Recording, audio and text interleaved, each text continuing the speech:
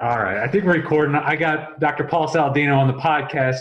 We're catching up because we chatted about a year ago on his podcast, Fundamental Health. And in the last year, there's probably hasn't been a more busy human than Dr. Paul Saladino. So you got a podcast. You've been on a tremendous amount of podcasts as well. Recently on TV, which we're going to talk about here, the Doctor's TV. Writing a book, which is releasing February 25th, which I want to talk more about as well.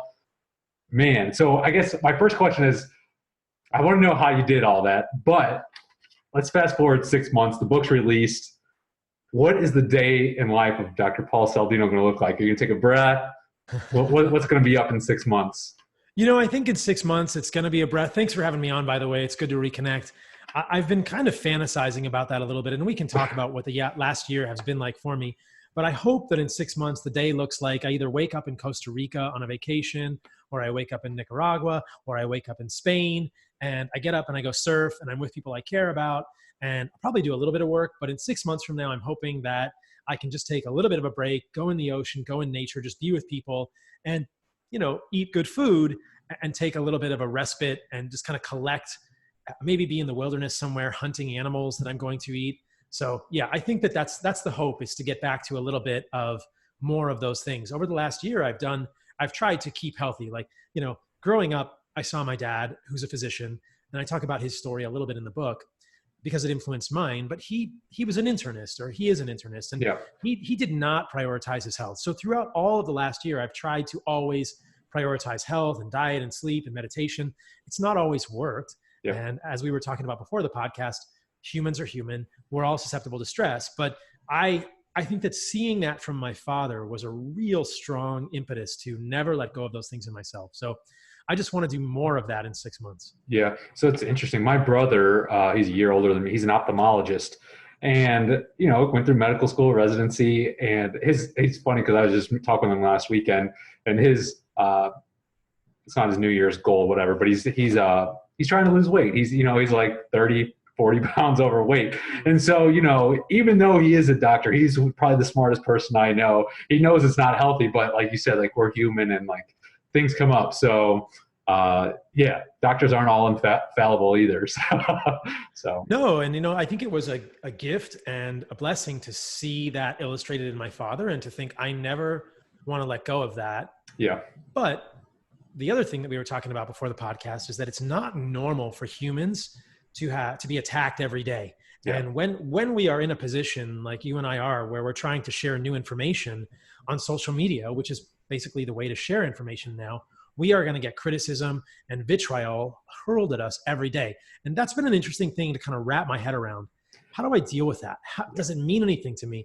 I think that we're used to being in a tribal situation, and we're used to being with people who will support us and say, you know what, you're not doing that right, change it, or we like what you're doing. And right now, the last year has been crazy for me, and I'm sure for you as well. Just so many voices, right? I get hundreds of DMs per week and messages per week from people saying, the carnivore diet is helping me so much. And I'm like, great. That makes me so happy that the information I shared is valuable. And then you get the messages from, other people like vegans saying you're a horrible human, or hateful. And it's hateful messages. Or, as we talked about, there are a number of people in all ideologies online, I'm happy to name them, that don't act well online and try to bully you and try to there's really a lot of name calling. That's stupid. Yep. That's idiocracy. I've been called a carnivore clown or a carnivore zealot, by Lane Norton, and Garth Davis is, a vegan doctor who just uses adjectives like idiotic and stupid with everyone who doesn't agree with his views. And you just think, it's like, why do people do that? I don't know why people stoop to that level. There's a lot of online bullying that goes on. And I think that these other people, and I hope I don't fall into that. I try not to, right? I try not to participate, but I can only imagine that these other people have been bullied or feel marginalized themselves, and so need to bully other people. But that's been a stressful thing for me to kind of work with is, man, there's a lot of bullying. It doesn't physically hurt me when Lane Norton says that carnivore zealot or that carnivore clown. And I respond by saying, hey, Lane, let's do another podcast. And he doesn't respond. He's dodging me now because we did a debate. And, I do the same thing with Garth or any of these other people. But, I think that psychologically it affects us. And it's tough. It's so silly. Well, I empathize because your social platform is much larger than mine. And so I have like a lot of email connections with people, and that tends to be more civilized. But I empathize because, I get the 10 emails a day saying how great this is, how it's changed their life. And then you get the one comment, someone saying something negative. And I don't know if it's human nature, but you focus on that one comment and it's like, it's something I've battled with, I'd say more last year. And this new year, I've gotten a little bit better. So this is a couple things I've tried to deal with it. One is to be thankful for the hate. And it seems like a weird statement, but I realize like if I didn't have any detractors, then I'm probably not saying anything valuable, because I'm just in the standard echo chamber. And so the fact that there is haters means like, okay, maybe I am saying something that's valuable. And then the other thing that gives me relief is that I don't respond to haters anymore. As much as it makes me want to like get up and fight and, do, intellectual battle, whatever kind of battle they want, physical battle, intellectual battle. But there's so many people that reach out to me with valid questions. They want help, and I don't have enough time to help those people. And so I'm like, you know what? If someone says something bad, it's just one person that I don't have to worry about answering. Yeah. So those two things have helped me a lot. And so that's something I'm working on. But like you, it's something I have struggled with because, it'll be a roller coaster of emotions if I let all the negativity get in. But you're so right. And I love that reframe. But as humans, we focus on the negative and you want to go after that, right? I don't see the 100 comments that are positive. I see the one negative comment. Yep. Yesterday I posted about my book on Instagram with a video and I said, who's excited about this? And one guy wrote, not me, another meathead book about meat. And I was thinking, that's the only comment that burned into my brain, that I burned into my brain. And I thought, what am I going to say to that guy? And I should have just been like, whatever, thanks for your comment. And the other thing, but of course I focused on that. And so you're right. I love that reframe and I need to change that in the way that I do things. But I've heard the same thing, like your enemy is your greatest teacher. So there's something for us to learn from people who are criticizing. And I've been talking to some plant-based folks about environmental practices now, the savory method and regenerative agriculture and rotational grazing. And they're fairly civil conversations, but they'll come on my social media and say that stuff doesn't work. And I'll say, show me the science. But it's again, right. You focus on the one thing and hopefully those are productive and I want to hear their critiques. Like, what is your issue with regenerative agriculture? And hopefully we'll talk about that on the podcast. But And so that's one of the things that I truly enjoy about your podcast is how you actively go out and you invite people on that disagree with you, the Lane Nortons, whoever, and you invite them onto your podcast to have a civil discussion to learn. Because a podcast like this, where you and I probably see eye to eye on 95+% of things, like I'll want to focus on that 5% to see what I can learn from you. But that brings me to a question that I've been burning to ask you, and that is, of all these guests you've had on your podcast and all the podcasts you've had with people with dissenting opinions, who has been the most convincing argument from a more, I'll just say from more of a plant-based or an anti-carnivore based diet? Is there anyone that's presented an argument to you that's been like, you know what, they did a real good job. It wasn't just an emotional, fight, but they presented good logical arguments and was valid. Have you had someone like that made you really stop and pause?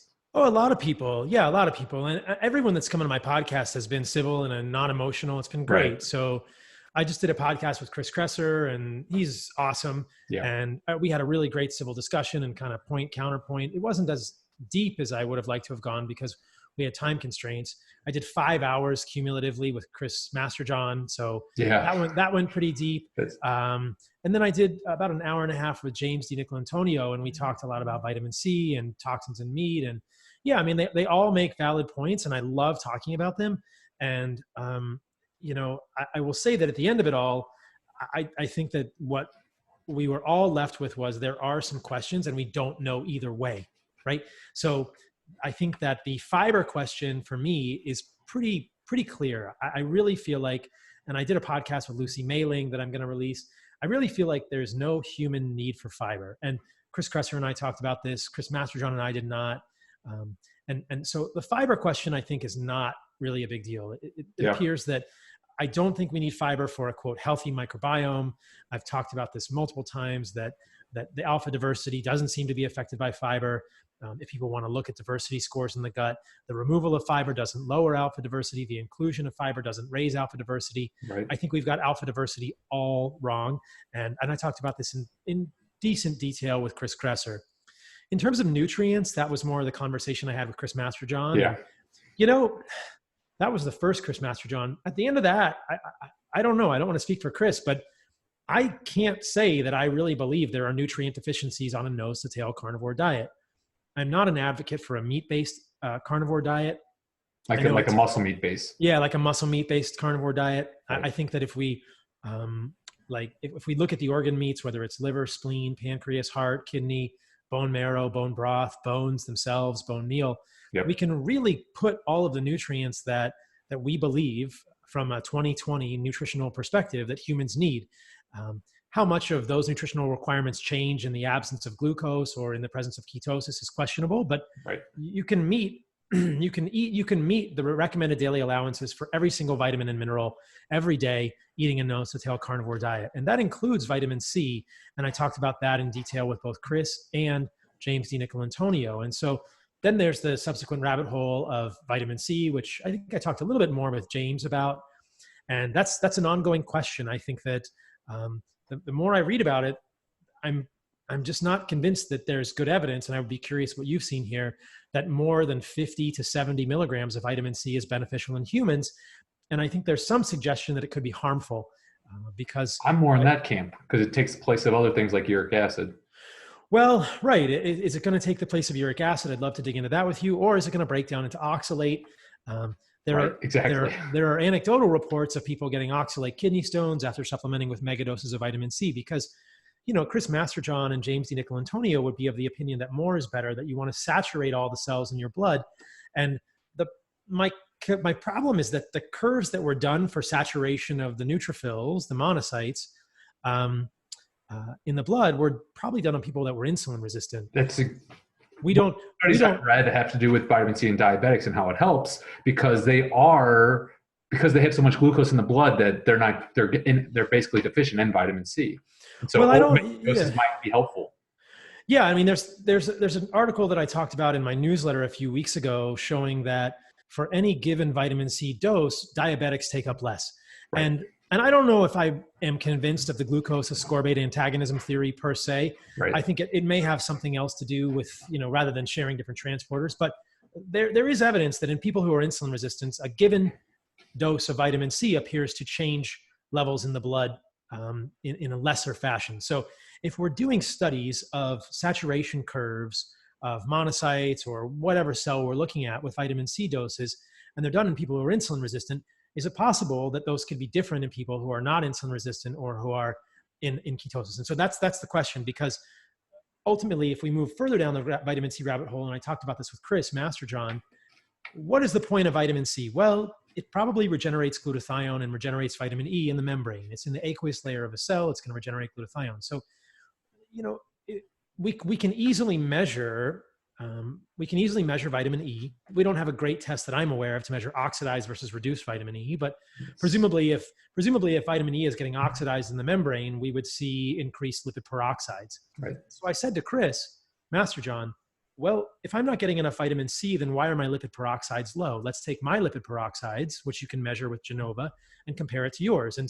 Or we could check my 8-hydroxy-2-deoxyguanosine, which is a measure of DNA damage. So there are reasonable lab metrics that I have checked that we can check to reflect antioxidant status at any given vitamin C dose. So, there's lots of ways to look at this, and we're all kind of left scratching our heads, but I'm not convinced that we need 500 milligrams of vitamin C a day or even 200 milligrams of vitamin C a day. And then the flip side of that, I talked about with James DiNicolantonio, which is more harmful, because if people are getting 300 milligrams of vitamin C, they're probably not getting it from food, unless they're eating 4 oranges a day, which some people might do. But I think most of the population, if they're getting that much vitamin C, is getting it from a supplement. Exactly. And could it be problematic?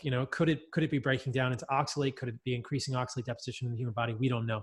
So I think that's an important conversation about vitamin C. Everyone loves to talk about that. And, I talk about another study in one of my previous newsletters where people increase the amount of vitamin C in their diet from 70 70 milligrams to 270 milligrams. Serum levels of vitamin C went up 30%, but markers of oxidative stress didn't change at all. So you think, well, Excreted. It's either excreted or the cells were already saturated, right. or, that's the ultimate thing. Like vitamin C is, you don't want vitamin C, you don't want any mineral for the sake, or vitamin for the sake of that mineral. You want it because it does things in the human body. Right. And if we can use the best methods we have to look at what vitamin C is doing, and they all look the same or equivalent with 50 versus 200, I'm not convinced that's a problem. So all of those were kind of fun conversations. And that's interesting. I think for a lot of water soluble vitamins like vitamin C, people are less worried. Probably the pushback that you have in some of these conversations is, a little extra is safer than not enough because you'll just pee it out or whatever. However, would you say, a question I was going to ask you, so just a muscle meat based diet, mainly carnivore style, is vitamin C deficiency the number one risk factor, or is there other nutrients that you'd be more afraid of being deficient in? It's hard to rank them, but I do think of multiple nutrients that could be deficient on a muscle meat based carnivore diet. Vitamin C would be one. And I think that if we are, there is vitamin C in muscle meat. The statistics I've seen, or the numbers I've seen when it's tested, are between 15 and 17 milligrams per pound. And people might say, oh, that's not a lot of vitamin C. And I think, well, again, how much does a human need? Exactly. It's probably enough. It's certainly enough to prevent scurvy if we're not overcooking the meat. Now, right. I do think that a human could get scurvy on a carnivore diet if they were eating Spam, or if they were eating overcooked hamburger all the time. If you're just eating ground beef every day, all day, that there's a concern for scurvy there for me, Well, and what my concern is, from a lot of the carnivores that, I've interacted with, a lot of them are like 90 to 95%. And you said that's great as long as that 10% isn't cake. But a lot of people will say they eat like meat and sweets, quote unquote, and not sweets as in like fruit, but like as in dessert. And I'm like, I think you do put yourself at risk for some issues if you take that path. I do think that. And I think the way you're cooking the meat matters. Like I said, if you overcook the meat, this is how sailors get scurvy. We know that if you dehydrate the meat, if you preserve the meat, if you put it in salt, you can denature ascorbic acid in meat. If you're eating meat that's medium rare, or a steak or hamburger that's not quite overcooked, you're going to get some vitamin C in that meat and you'll be okay. But this is where the carnivore diet gets a bad rap. Everyone thinks it's just ribeyes. And I think, well, we have to be a little bit more intentional, like we should be with any diet. And the way you're cooking the meat matters, and the sources of nutrients matter, which is why for me, getting some organ meats is important, and maybe even getting organ meats that are not overcooked, right? Not overcooking your steak, not overcooking your organ meats, and thinking about that. And of course, everyone in the carnivore community needs to be aware of the symptoms of scurvy, right? Bleeding gums, petechiae, right. Weird symptoms, and say, am I doing this correctly? Because I think right now, though I'm glad that people are finding improvements from autoimmune disease, if someone is just eating hamburger patties and bacon all day, that's not my opinion of a good way to construct the diet. And beyond vitamin C, I worry about folate. I've seen this in multiple people. I've seen serum folate levels that are low. And the contrary argument from those in the space would be, is that clinically relevant? To which I would respond, yes, it is, because we can look at homocysteine, or we can look at other things in the blood to give a sense of the biological activity of that vitamin deficiency. Of course, the ranges for folate are a Gaussian distribution, and they're based on the population.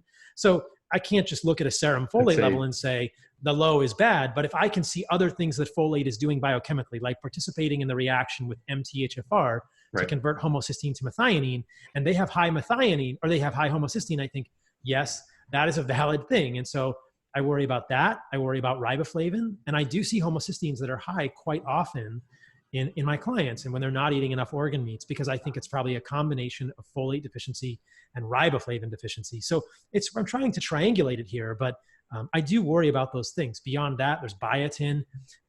Is the zinc copper balance proper? Is there a calcium deficiency? How do we measure that?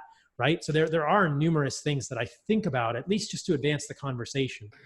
These are like one of the good questions that I asked on social media before this. I was like, what questions do you want me to ask Paul? And someone said, well, what do you think if in 20 years we look back on all these carnivores doing this carnivore diet? What's something that we might be like, oh, I wish we would have known that back then? Mhm. And some of these concerns might be something we look back on 20 years and say, you know what, we needed more folate, or we needed more vitamin C. So I know, I'm going to say like my first year of eating just meat. It's almost been 3 years now, but the first year I didn't do any nose tail, basically just meat, muscle meat mainly. And my labs did come back pretty much fine as far as homocysteine and like my calcium was even like high. And I wasn't having like any dairy or anything like that. So I wonder if things are individual, or, I think there's just a lot that I don't know in that area. Can I ask you a little bit more? Do you know what your homocysteine was? I could pull it up. I mean, it was a couple of years ago. So Right. So just to clarify for people, the reference range for homocysteine is not what I would consider, or many would consider to be ideal. I don't know what your number was, but I like to see homocysteine below 8, preferably at 7. So okay. a homocysteine of 9 or 10 or 11 is still technically within the reference range, but I think it's too high for humans. And I think there's some good studies to suggest that. So it could be within the reference range. So I would just make sure that your homocysteine was 7 or 8. Yeah. And perhaps for people who, if you are eating more meat, right? If you are a bigger person, you may get more riboflavin because you are eating more meat. Yeah. A smaller woman, a smaller man is not getting as many calories, That's a not great getting point. as much meat. They may not get as many of those things. So I do think there are multiple things to check there. The other thing I would say to people about calcium is that, this, serum calcium is not a good measure of calcium status. Sure. And there is no great way to look at this. You could get an ionized calcium. You could look at N-telepeptide, which is a marker of bone breakdown or bone turnover. You could get a DEXA scan and just check the bone density moving forward, because really what we're worried about with calcium is not necessarily calcium deficiency in the short term, but an imbalance between acid and base in the diet. And we can go into more detail here, but there are alkalizing minerals that we are eating and that are present on a carnivore diet that probably should balance the acidic moieties from proteins, amino acids, specifically sulfur-containing amino acids. So, the alkalizing minerals are magnesium, potassium, calcium for the most part. There are a few others, but those are the ones we need to think about. Well, meat has a decent amount of potassium. We know that. I don't think any food on the planet has really a good amount of magnesium. It's probably something we obtain from water. Yeah. But I do think that calcium is something that we should at least consider on a carnivore diet.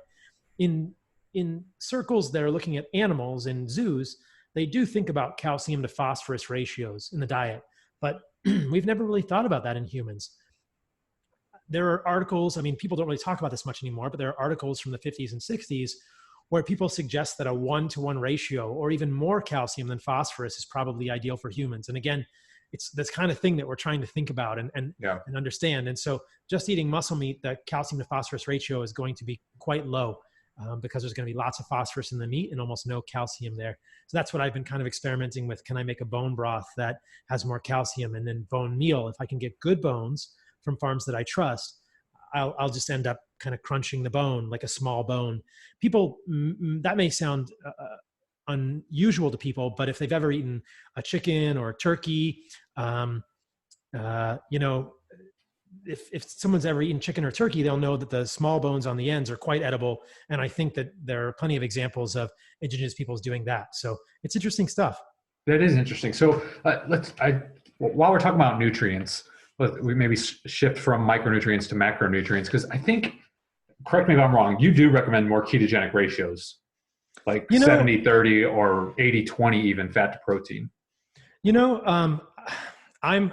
an evolving thing, right? Okay. Yeah. It's an evolving thing. I actually don't, I think that I've kind of softened on that a little bit. I experimented with that, and this is what's so humbling, right? Is that we always learn. Yep. And people can use it for what they want.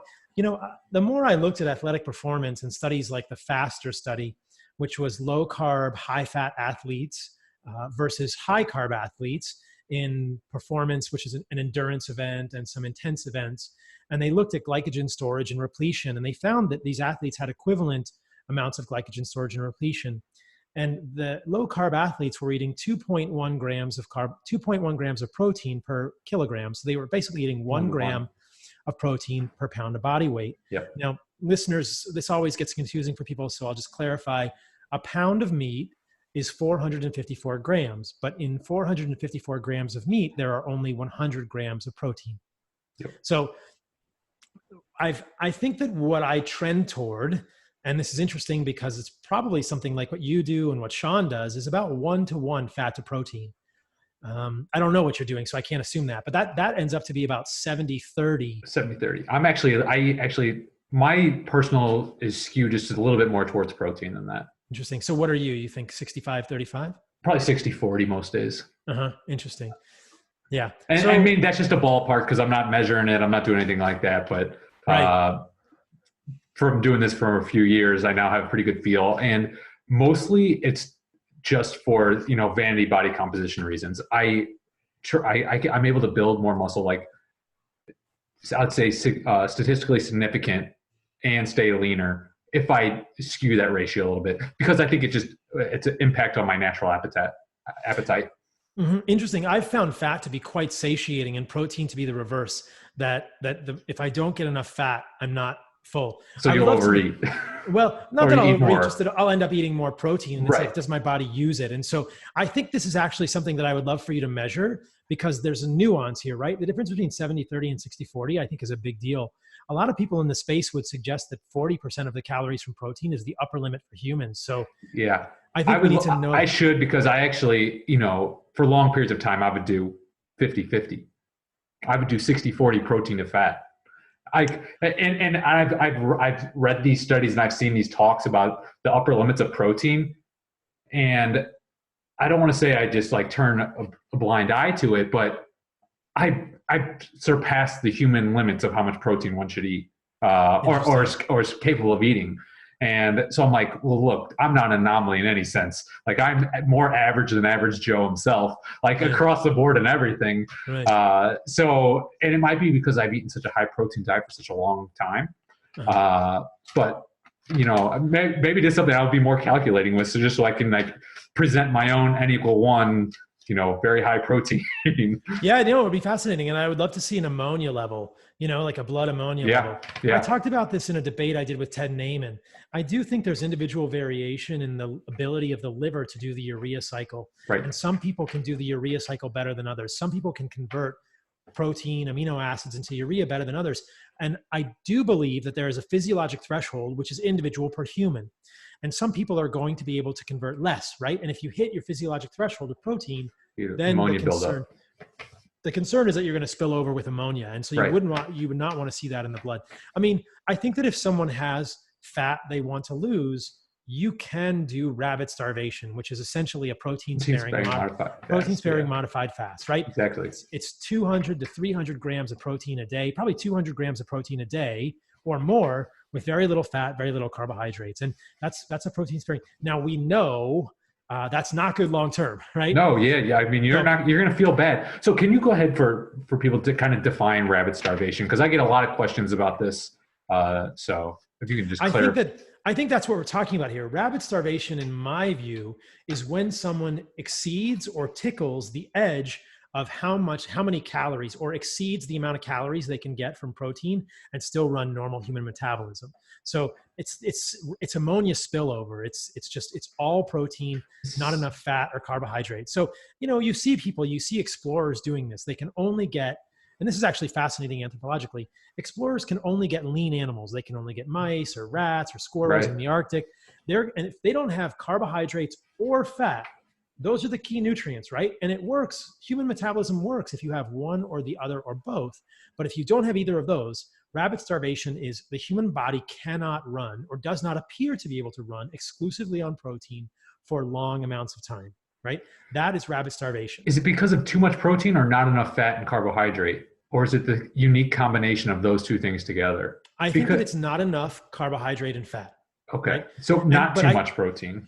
Well, that's the question, is on a protein-sparing modified fast, I think that there are two different things we're talking about here. I think if you exceed your liver's ability to do the mean, conversion of urea to urea, then you will get ammonia spillover, and that's not a good thing. So that's the question: is what if a human were to do protein-sparing modified fast, or just to try and eat 500 grams of protein per day? Like, would you start to see ammonia buildup, right?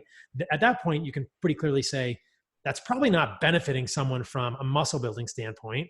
And the appearance of ammonia, most people would agree, is probably a bad thing metabolically. Is it going to the brain, et cetera? So I think that those are the two questions, right? That rabbit starvation, I think technically, is the absence of fat and carbohydrates. Because you could rabbit starve on, a smaller amount of protein. And then there's the question, can you exceed the amount of protein in your diet that the liver can actually transform into urea? And that's going to be problematic. They can exist simultaneously and sometimes do, but I think that these explorers in the Arctic were probably not getting 400 grams of protein a day. That would be, 4 pounds of meat a day. Right. These guys are not, maybe, if they kill a caribou, maybe they are eating 4 pounds of meat a day and trying to eat that much. But I think that the rabbit starvation technically is the absence of carbohydrates and fat. And what we know is that your body will then, change the physiology. I think hormones will shift in a negative way temporarily.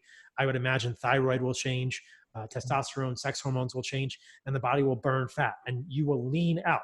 But as we know, with bodybuilding competitors and figure competitors, you can cross a threshold where things really start to tank and become very hormonally and metabolically unhealthy with that. But I do wonder, what is the upper end of protein for people? And I would love to know what your macros are now, at really clearly. When I've measured, I think I'll track them more closely. Yeah. It would just be interesting. I think you're probably right. I believe you that you know what your macros are, but the difference between 60-40 and 70-30 would be a big deal, or between 55-45, that would be like, wow, that's a lot of protein. Because it's not uncommon for me to go multiple days, like sirloin tip roast, just because they're a good deal. The grocery store I have them carries them, good price. Or I'll eat just sirloin tip roast for a week, and I'll eat 3.5 pounds a day at least. And they're relatively lean, and I feel totally fine. Wow. And so that's like that's 350 plus grams of protein. Probably under 100 grams of fat. So yeah, I'm just ballparking numbers there, but that's not untypical. That's not like a crazy. I just took a picture before this and put it on social media. It was an example of one of my sirloin tip roast, which I cook like a steak and I eat very rare, but yeah, so. Well, you won't get scurvy. Yeah. You won't get scurvy, but that's actually something important to talk about with people. I do think it would be possible for someone to get scurvy on a carnivore diet if they were only eating roast that they cooked in a crock pot. If you pressure cook all your meat, how much vitamin C remains? That's probably not a good, that could be a problem. So it's one of those interesting things where I've noticed with a lot of people, and I think it's true of me when I first started, and maybe it's semi-culturally, like my meat, I would cook medium probably. And then a few months in, I started eating more rare. And it might be because it's like the body naturally, because I preferred it that way, but maybe the body's like, hey, there's some nutrients that I need to get in the rare meat. So maybe that's why that preference developed, something like that. At least it's a strange hypothesis. What would be fascinating would be to do your blood work and to watch, your BUN, to watch ammonia, because you can get a serum ammonia, to watch a serum ammonia level as you're doing like super, super high protein and just say like, oh, it's not changing, and be like, oh, maybe Kevin has a really high threshold for the ability to turn amino acids into urea, and then to watch your body composition and say, I can only imagine that doing that, you are going to lean out like fast. And that's probably maybe not I would also love to see hormones like cortisol, testosterone, thyroid, like how is it all changing as you're doing that? Maybe it's not going to change negatively, but my concern would be that it might. Yeah. And, for the short term, you might be able to do it, but how long can you sustain it? And is it the right trajectory to take, right? Would you be better off with more fat? That's the thing. A lot of this is, I feel great when I eat closer to the 1-to-1, 70-30 protein to fat. And so then it comes to be like, well, you're going to sacrifice some feeling good and potentially some health to, get low single digit body fat or something like that. And so then you start making balances that are not necessarily, the healthiest choices. But people do want that. Like many people contact me because that's what they want. They're like, look, I want to feel good, whatever, but this body composition goal is number one. And I think this is an important conversation that people want to lose weight. How do we help people lose weight? Is it protein sparing modified fast, or can it be done with a higher fat carnivore diet, like a 1-to-1 carnivore diet? my suspicion is that it can be done with a one-to-one carnivore diet because it's so satiating. And again, this was part of the conversation I had with Ted Naiman previously was, if you look at, though we can't measure incretin hormones or these sort of hormones that have to do with our satiety response in real time, there is some evidence that fat is more satiating than protein.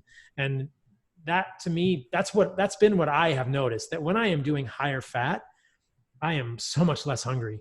Yeah. And of course, fat has more calories per gram than meat.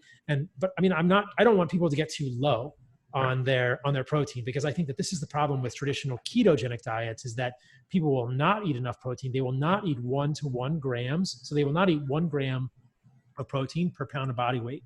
And I think if we do not do that, and the glycogen stores on our muscles are not full, we may end up with poor athletic performance, which is not something we want. Now, I think this is why ketogenic diets work for people to lose weight. Fat is so satiating. They're just guzzling fat, right? They're doing 90-10 or 85-15, yep. And they're just not that hungry. They can go a whole day. They're just burning fat like crazy. I don't want them to lose muscle mass, and I want them to have performance in the gym. So this is a fascinating little lever, right? If we're just looking at 2 macronutrients, yeah. I mean, keto, people who are keto might have a small amount of carbohydrates. If we're just moving the lever, the slide rule between fat and protein, it's like, where do we, what's the ideal thing, and how do we do this? And like you're suggesting, I think if people really watched their testosterone, cortisol, thyroid, pushing into the low single digits, or probably, I'd be curious what your number is. I would guess, sub 8, sub 7, I think you're going to see some things go negatively, Yeah. Yeah. And I don't disagree with that. But one of the things that, 7 to 8%. Yeah. One of the things that I think has some validity is this protein leverage hypothesis, where if you're not at least reaching your baseline need of protein, you're going to overeat. And so I think even with the ketogenic diet, if you're getting 1 gram of protein per pound of body weight, you're meeting your basically, I'll call your protein floor. But I think for people that don't eat that protein floor, they're going to be super hungry. And I think they have the potential to even overeat fat. I'm not sure that's 100%, true for everyone. But for myself, I know if I eat, because I experienced this when I did a ketogenic diet quite a while ago. My goal was really to push ketones to see if that made a difference on mental performance. So that was kind of my goal. And I did limit protein to about 0.75 grams per pound of body weight. And I lost a lot of muscle. And I was ravenously hungry, ate a ton of fat, and I was like, I could be chugging MCT oil and nothing was satisfying me. So I think there is surely a minimum of protein and a minimum of fat. That if you don't reach those, then either way, you're going to be, your appetite's going to suffer negatively. And I think this is a fascinating question. What is the sweet spot for protein? How much protein do you need to really maximize muscle growth? And what happens when you exceed that? Right. And that may be higher than I imagine. I kind of set it 1.1, 1.2. Like I set it like 1.4, 1.5. Wow. So it's a little higher. Well, that's interesting. Yeah. But that has been like my number, that it's more than I think you need based on the research I've read. But it's just, to me, it's like on the safe side. Safe side. Yeah. I think I'm 170 pounds, 174, 175. So to be fair, there are days that I eat 200 grams of protein, right. But physiologically, I would love to look at nitrogen balance. That would probably be the metric, right? Yeah, absolutely. And say, at what point does this happen for you? Where do you get negative nitrogen balance and where do you get positive? And what's the switch? Is it 1.2? Is it 1.3? Is it 1.1? Because, and then the question is, is there a benefit to eating more protein beyond that, or does it harm us? And is there a satiety mechanism? For me, it seems that when I'm eating 1-to-1 fat to protein, 170-ish grams of protein, maybe 200 grams of protein on a big day is pretty satiating. And it's hard to eat more than that. But it would be a lot of meat for me personally to eat 3 pounds a day, but I could do it if I lowered the fat. And the question is whether it would be beneficial. Yeah. So your typical day, do you have a typical day? of food? Yeah, I do. Yeah. And, interestingly, at the beginning of the carnivore diet, when I was doing it, a year and a half ago, I was eating 3 to 4 pounds of muscle meat a day. Yeah. And my body comp has pretty much stayed the same. I've been like right at 170 the whole time. And I haven't had a lot of fluctuations. Yeah, it doesn't. But when I was eating, like, I guess, and maybe I wasn't weight training enough, to grow more muscle, but weight training is not what I enjoy doing. So like, it wasn't, I'm reasonably muscular. You're super lean.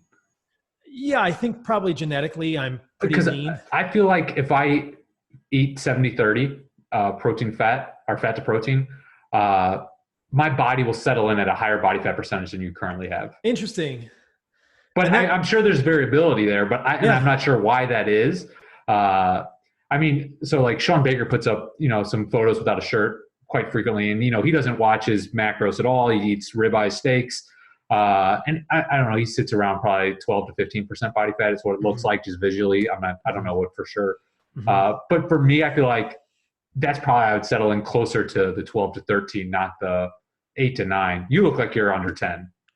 Maybe. At least in some of the pictures I've seen. Yeah, maybe. I think I'm right around 10 or under 10. There's not, and I haven't gotten a DEXA. I want to, because I challenged Garth Davis to compare my visceral adipose tissue to his. I think you got that one won. I know. Well, I think that this is more like we talked about this at the beginning of the podcast, these friendly debates.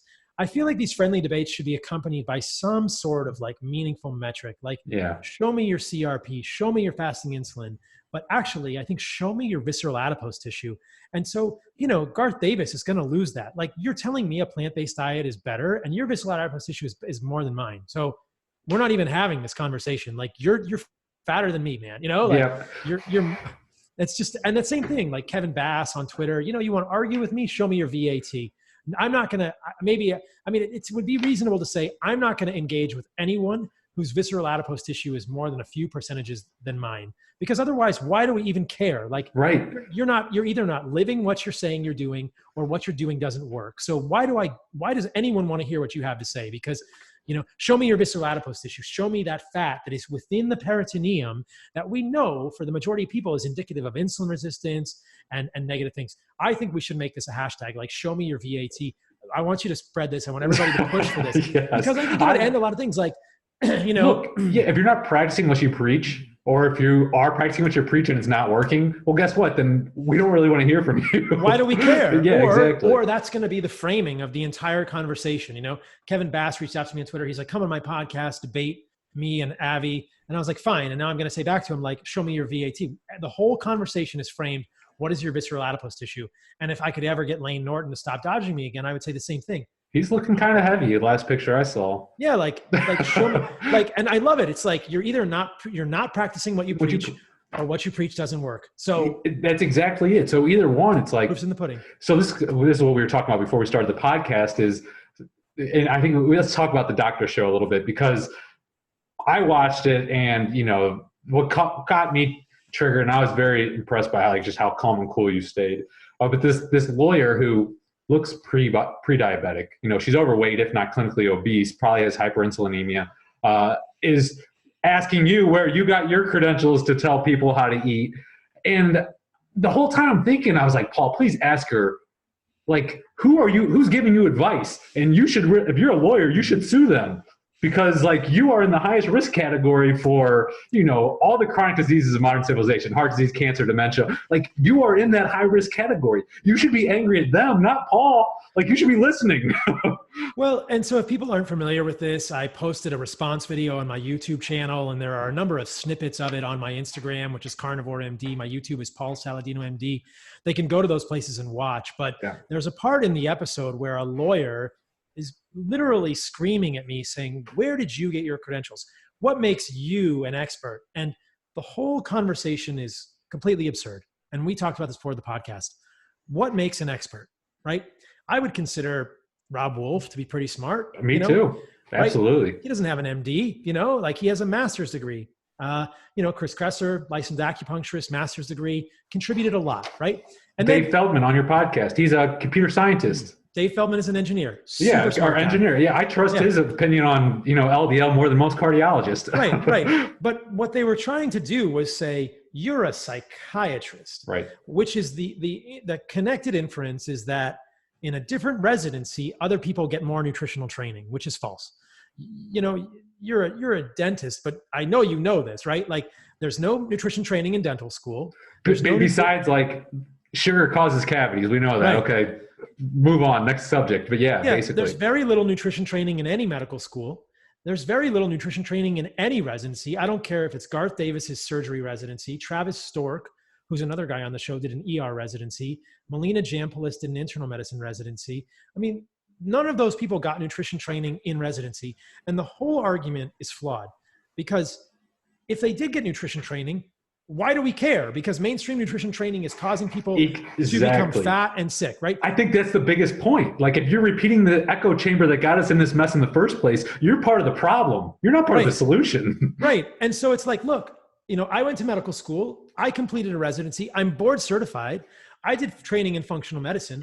I've done as many certifications as I possibly can. I've spent hundreds or thousands of hours, hundreds or thousands of hours reading nutrition. I wrote a book. Right. And they're saying you're not valid. You're not qualified to talk about this. And Garth Davis loves to say this on Instagram too. This guy's an unqualified psychiatrist. And so I kind of bristle and I think, are you saying that nutrition doesn't have anything to do with depression, anxiety, or mental health? Your response was perfect. Like you can't treat individual organs separately from the rest of the body. Like, unless you're saying, oh, my food that I eat is not affecting my brain. Okay, well, then you're naive because it 100% is. It's not affecting my joints. It's not affecting whatever system it's impacting your whole body. So, like, your response was perfect. What makes Garth Davis qualified to talk about nutrition? Because you did a surgery residency? Yeah. Like, I could have done a surgery residency. Like, what makes you qualified? Did you learn nutrition in your surgery residency? Now he's saying, oh, I do obesity medicine, which means I don't think he even does surgery anymore. He just sees patients and, helps them lose weight by starving them with a vegan diet. Well, great. Like, does that make you more qualified than me? To me, this is so deeply disrespectful and so deeply flawed. And you bring up this great point, which I'll highlight for people. And this is what I said on the doctors. The separation of humans into organ systems doesn't serve the patient. That is a flawed modality. Everything is connected in the human body. And on the doctors, I said, where do you think the inflammation in the brain comes from? And she said, you treat the mind. And I said, what are you talking about? Like, is this 1930? Yeah. Do you believe that the mind exists does the mind exist in a bubble? Is the mind not influenced by the gut? Where does the inflammation in the brain come from? It comes from the body. So no physician is more qualified than another physician to talk about nutrition. That's just an absurd argument. And I didn't get in all of the licks that I wanted to during that episode. I didn't have all the quick and clever comebacks. But one thing I did say, which I think was good, was she said, you practice psychiatry. And I said, I practice medicine. Yeah. Right. And she said, you practice psychiatry. I practice medicine. She repeated it. You practice psychiatry. I practice medicine. You're telling me what I practice? Yeah, exactly. You're telling me what I practice? Like, I don't practice what is psychiatry? I practice medicine. Right. So, that to me was just and I would love for people to keep criticizing this. I love it when Garth Davis says that now, because I just think, wow, that just makes him look very petty, very, pompous, and it's a clear appeal to authority. This is what James Wilkes was doing on Joe Rogan. It's super important because it's this appeal to authority that really it doesn't allow new information to come through. That's the key. Right. And then the next thing they said on the doctors was, show us the studies on the carnivore diet, right, which, as we talked about before, that limits the progress of medicine. Like, where are the studies on, 30 years ago, where are the studies on any diet? And there have been studies on a carnivore diet. So, I talked about the studies that were done with a carnivore diet, and they just poo-pooed them. They said, oh, that study was done in 1930 and it was done with 2 people. And it was a very small study, but it was very detailed. It was the study at Bellevue Hospital with Villamor Stephenson and Anderson, and they were monitored very carefully. And Joel Kahn, who won't come on my podcast to have any civil conversation, said that was done in 1930. They didn't even know what HSCRP was, which is just such an underhanded, silly comment. They knew how to take blood pressure. They did blood work.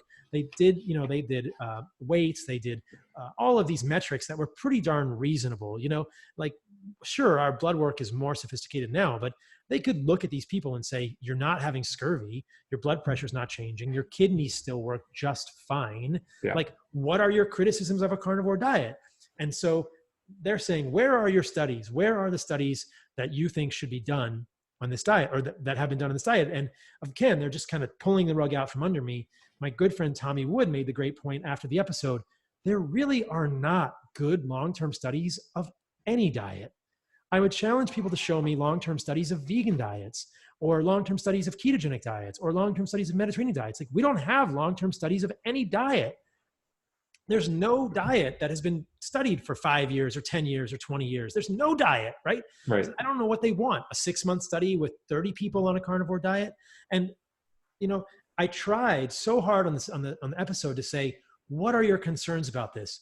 Theoretically, if someone were going to eat this diet, what do you think might happen? Because as you said, to just say there are no long-term studies on this diet, therefore it is not safe, well, then medicine doesn't progress, right? Always do what you've always done. They're assuming, or they're suggesting that they have all the answers. They know how to fix all these things, when in fact, as Ashley and Sarah, who came on this episode with me, illustrate, their rheumatoid symptoms, which were really lupus-like, their autoimmune symptoms did not get better on a plant-based ketogenic diet. They did not get better on other diets. And then they got better when they cut out plants. So how do you explain that? And again, the other side of the argument, people will say, oh, it's all anecdote. And I'm like, okay, we have thousands of anecdotes. Give us a couple of years. We're going to do some studies. In the meantime, should people suffer? Or, now when you have thousands of anecdotes, it's time to say, okay, there are published case reports. There are thousands of anecdotes. Let's investigate this. We can't just sweep it under the rug and say it's not safe. And the third thing they did, which I think was very frustrating, was they employed epidemiology to suggest that eating meat long-term would increase the risk of cancer. And they're going to, Melina Jampoulis is yelling at me in the beginning saying, these poor girls, I think they're going to get colon cancer. Right. And, in the next sentence, she will say, no one is saying meat is bad for you. I was just going to bring that up. So my thought that went through my head was, so are you saying that your plants, meat is fine as long as you eat it with plants which are going to protect you from the cancer of the colon?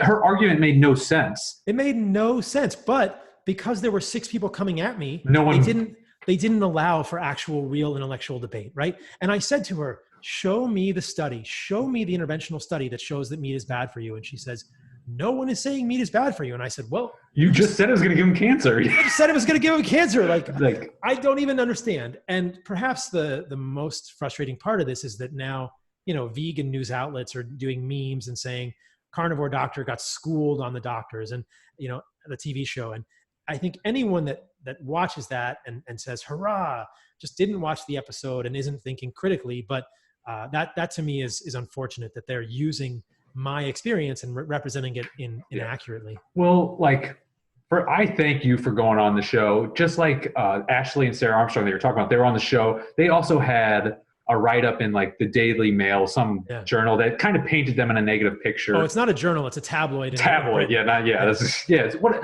So what I told them, because they were upset, and I was like, you know what? You guys are taking the brunt, the bad of this, but really you're doing a lot of good, because there's that saying that there's any publicity is good publicity or something like that. Right. And I think each time, some people might be like, oh yeah, they're schooled. They're not the kind of people that are ready to transition or even have an open mind. But people that are watching that with an open mind are reading that tabloid with an open mind. They're like, whoa. They kind of see through that and be like, maybe there's something there. Because each time like this, I see more and more people piling on to, give it a try. Look, if you hear thousands and thousands of these anecdotal success stories, you think all of us are lying and saying, we're just making this up, that this is great. So I mean, basically what I'm trying to say is you have taken a lot of hits. The Armstrong sisters have taken hits. I know Dr. Baker's taken a lot of hits, but you guys really are doing a lot of good. Because there are thousands and thousands and thousands of people, doing this diet and seeing great results. So. And I fully admit that we're still learning, right? Yeah. And I'm open to learning, and I like having people on my podcast that are dissenting, and we're advancing the knowledge and trying to move it forward as safely as possible and offer this as a therapeutic intervention. And I'm so grateful to be a part of this work and to do it. One of the coolest things for me is that a lot of these people that I bring on my podcast who are not of the same opinion as me are using a carnivore diet in their practice. Will Cole wrote Ketotarian, which is about plant-based ketogenic diets. If people listen to the podcast I did with Will Cole, he uses a carnivore diet in his practice sometimes. Chris Kresser uses a carnivore diet in his practice. Chris Masterjohn, he said he didn't have any clients that were carnivore, but I know that he does now, that there are people who are almost carnivore or carnivores that want to work with him. And so all of these people are using Michael Ruscio. I did a podcast with him and he came on my podcast. He's a well-known GI doc. He's using a carnivore diet in his practice for some people. So it's happening, right? Yeah. And more, I think a lot more practitioners in the natural health space, in the alternative health space, and sometimes in the mainstream space are saying, there's this thing called a carnivore diet and you could try it as an elimination diet. And so it's happening. Yeah. Practitioners are using it and we cannot ignore that. And that to me is really cool because I want to hear what they experience and I want to be kind of as much of a contributor as I can to advancing that knowledge and helping people understand how to do it. Because as we talked about, if we're going to do a carnivore diet, we should probably do it with some intention and some at least awareness of how our ancestors might have done it rather than just eating Spam all day. Yeah, I agree. And I do pediatric dentistry twice a week and it's usually in rural areas, low income areas. But any meat in their diet is better than what they're doing, like in these poor communities. They don't eat meat. They eat junk. Like they're not eating just like fruits and vegetables either. Like they're on junk-based diets. Sure. And they think, the cereal that they're eating for breakfast is a health food. And they think their peanut butter and jelly for lunch is a health food. And they think that their pasta for dinner, spaghetti for dinner is a health food. And I see these kids twice a week. Their teeth are all rotting out of their mouths and they're all on all kinds of ADHD medications. I see elementary school kids and I'm still blown away every single day at work that I'm like, I need your parents to be here to tell you, like, we need nutritional education. And I just think a big part of the problem is that there is a huge divide in education as far as health education, like what people think is healthy and what actually has nutrients that kids need to grow and thrive. We are not even close. So I emphasize just let's get more meat into the diet for the kids. Let's cut back on the sugar and get more meat into the diet. At least we'll be moving in the right direction. Because look, teeth rotting out of your head when you're you get your 6-year-old molars when you're 6 years old, and I'm pulling out these molars when they're 7. Your teeth aren't supposed to rot out the first year that you have them, right? That's not normal. So it's important work that you're doing for sure. And part of the work is this exoneration of meat. There is I think that might be the biggest. There is a big movement now to demonize animal foods from an environmental perspective and from a nutritional perspective. And so the carnivore diet is really at the cutting edge and the forefront of saying, hey, no, we want you to eat all meat. And if you don't want to eat all meat, know that plants have toxins, but at least know that meat is not harmful to humans. No way. And it's not harmful to the environment either, which is a completely biased, misinformed narrative as well. So that is probably part of the crusade, because look, if I had to choose between someone eliminating plants and adding meat, I would say you better add meat, right? I agree 100%. Put more nutrition in your diet. And then the second step would be remove the plants. So the first step, realize that meat is super nutritional, and I'm talking meat and organs, but most people aren't going to go to the organs just right off the bat, but realize that meat is super valuable. And second step is go and realize that plants have a toxicity spectrum. And I talk about that in my book as well, which plants are more toxic, less toxic. So we're after over an hour time, but there was 2 things that I wanted to talk about. One is your book, but the other one is, we talked about it a year ago. I just wanted to come full circle. I got my lab results and then I was on your podcast and we're talking. I was like, one lab result kind of caught me off guard. My ferritin was high. And you since have also had a higher ferritin. So I test my ferritin. It was high. I don't remember. It was like 500 something. That's high. Yeah. Mine was never that high. Yeah. I retested it 6 months later and it was 700 something. I was like, whoa. So then I did the genetic test. I held off on that because it was like 500 something bucks. And I was like, all right, but I do have a HFE genetic gene mutation. That's important to know. Yeah, but I don't know. So what's your update with ferritin? Because I know other people have seen this as well. So you don't have to spend $500 for the genetic mutation, you can just get 23andMe will tell you. That's a saliva one. So I did the blood. They took blood. Yeah. I mean, that's more accurate. 23andMe Right. can have mistakes, but people can do a $99 test and do, 23andMe, which is a gene sheet. Right. Yep. And it'll tell you if you have HFE, which is C282Y, or H63D. Mine's H63D. Okay. And, so I think that that's just something to be aware of, that for people, if they have this polymorphism, it's time to do phlebotomy and to track your labs and to watch. A ferritin of 700, I think 99.99, probably 100% of people are going to say, yeah, that's too high. Yeah. Mine never went above 280. But I was just experimenting and I thought, it's 280. Maybe I'm just going to get some phlebotomy. I probably didn't need it. One of the things I've seen is that a lot of people will have their ferritin go up and then it'll kind of level out. Yeah. So, and sometimes it'll level out between 200 and 300. And so I'm comfortable generally with the ferritin between 200 and 300, but in the clients and people I work with, if it goes much above 300 or 400, I'm thinking, yeah, just do phlebotomy a few times a year. Ferritin's one of those things where in the absence of inflammation, because ferritin's generally elevated in people that have some underlying inflammatory, and it's a response. So all these studies I read, they're like, high ferritin is linked with these bad things. I'm like, well, yeah, because it's a response to a chronic inflammatory issue that's going on. So yeah, it makes sense. But is slightly elevated ferritin in the absence of one of these underlying inflammatory responses, is that actually bad? It depends how you define slightly elevated. It depends. Right, It sure. depends what the cutoff is, and most labs have different ferritin ranges. You can do one lab, they say the upper end of ferritin is 150. Another lab will say 300. 100, yep. 300. Yep. So, I generally not 700. Yeah. Not 700. I generally use 300 as the cutoff, or even 250, and kind of track it over time. If somebody does ferritin and it kind of goes and it kind of levels out, that's probably okay. Yeah. And the reason we would be concerned about it would be oxidative stress. So if people really wanted to get granular, you could measure things like F2 isoprostane to creatinine ratio, or malondialdehyde, or 8-hydroxy-2-deoxyguanosine, or lipid peroxides. And I think these oxidative stress markers should become more mainstream. I hope they do, because they really give us a sense, like what's actually going on here. Yeah, what's actually going on. And the other test people can look at, and I did a whole part of a podcast on an AMA podcast that's on my podcast, which we said is fundamental. I listened to it because of my ferritin. And you can also triangulate that with your transferrin saturation. So what was your transferrin sat? Do you know? It was like almost 50%. Yeah. So once you start, it was like 49%, I think. Yeah. Once you're up in that range, like a 49, I've seen a transferrin sat as high as 71 in somebody that has full blown hemochromatosis, which is, C282Y. But a high transferrin sat in the setting of an elevated ferritin does suggest you're just holding on to a lot of iron. Yeah. Yeah. So I'm in the midst of just continuing I do all these self-experimentations all the time, so I'm giving blood every 8 to 10 weeks. I'm going to do 6 phlebotomies and then probably retest it and see what the numbers look like. Right. But that was actually one reason I was going to tell you.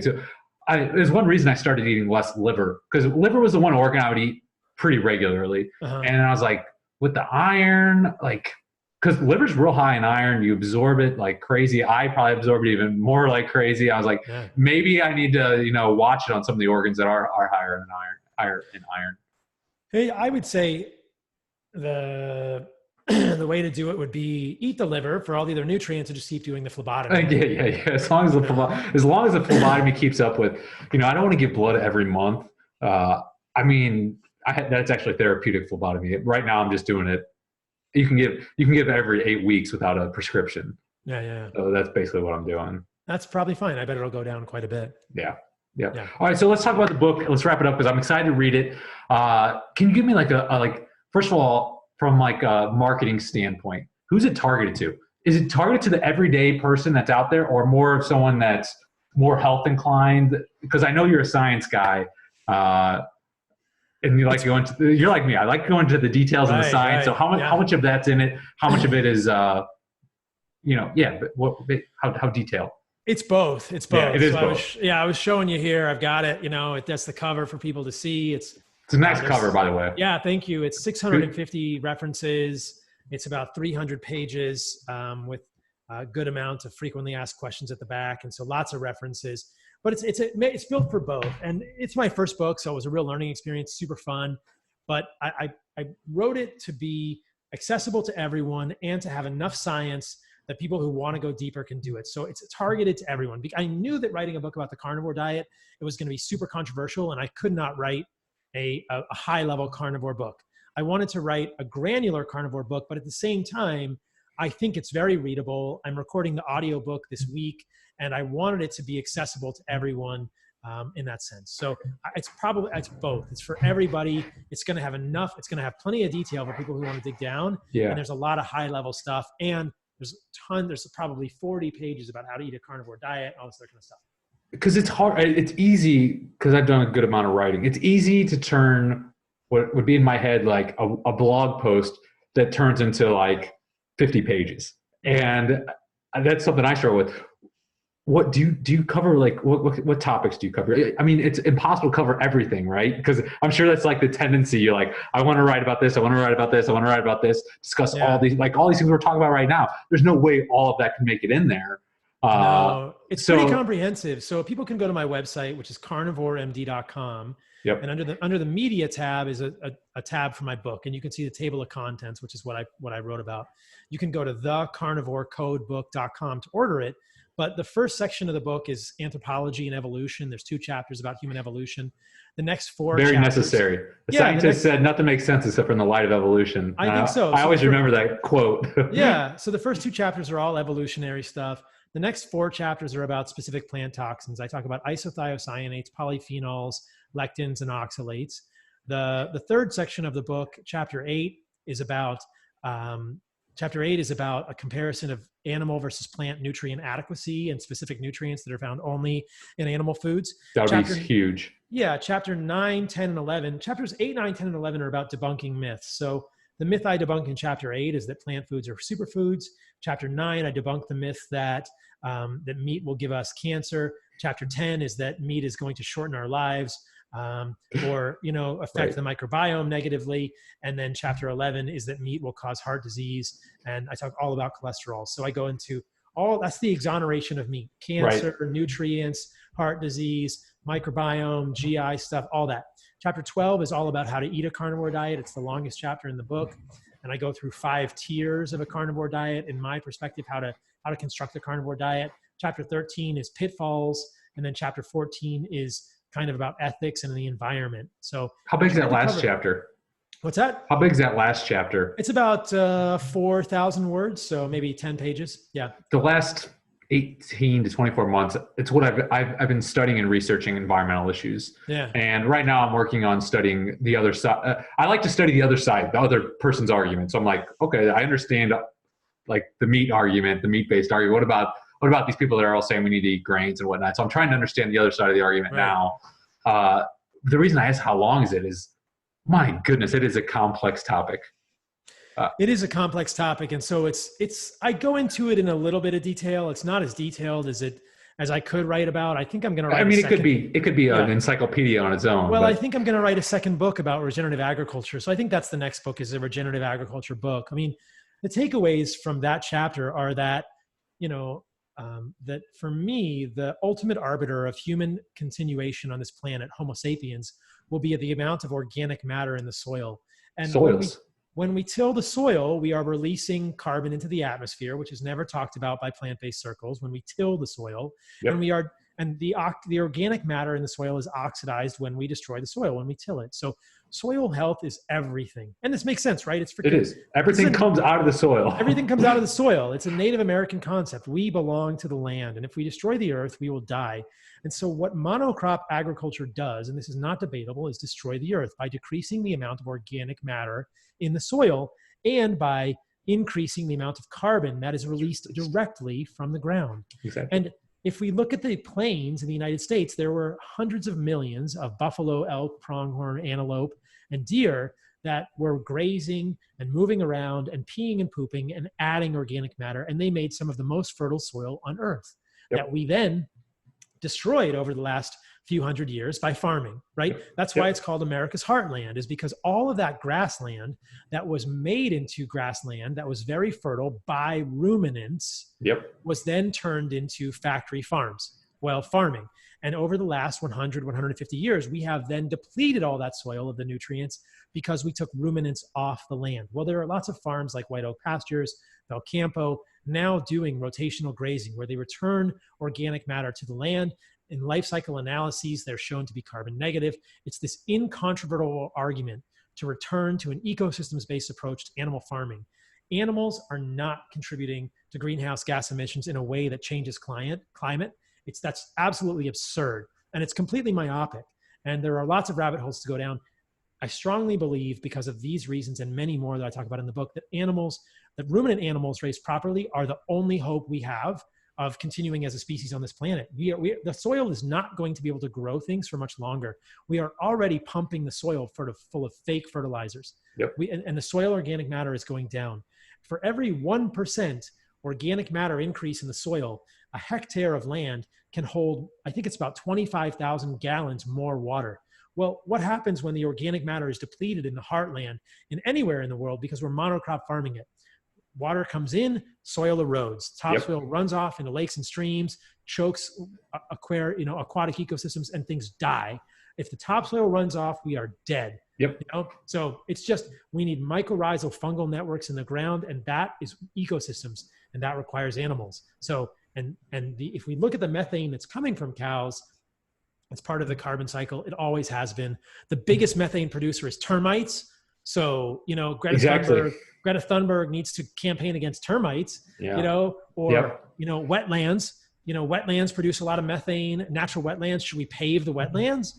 Like, it's so silly. Like, you can look at the amount of methane that comes from cows, and a larger amount comes from termites. So we should develop a virus that kills all the termites. That's clearly the answer, right? Yeah. That would cause complete ecosystems collapse, just like removing all ruminants from the planet would. And then, we should pave the wetlands because the wetlands are belching, Right, exactly.